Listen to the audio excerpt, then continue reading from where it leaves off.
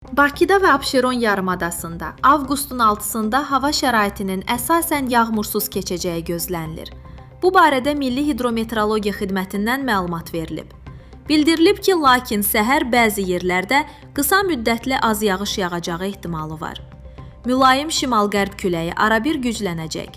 Havanın temperaturu gecə 22-25, gündüz 29-32 dərəcə isti olacaq.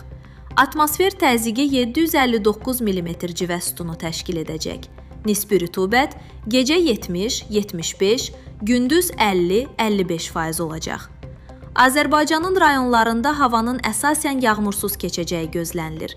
Lakin gündüz bəzi dağlıq və dağ ətəyi rayonlarda qısa müddətli yağış yağacağı, şimşək çaxacağı gözlənilir. Gecə və səhər bəzi dağlıq ərazilərdə arabir duman olacaq. Mülayim şərq küləyi əsəcək. Havanın temperaturu gecə 20-25, gündüz 34-39, dağlarda gecə 15-20, gündüz 24-29 dərəcə isti olacaq.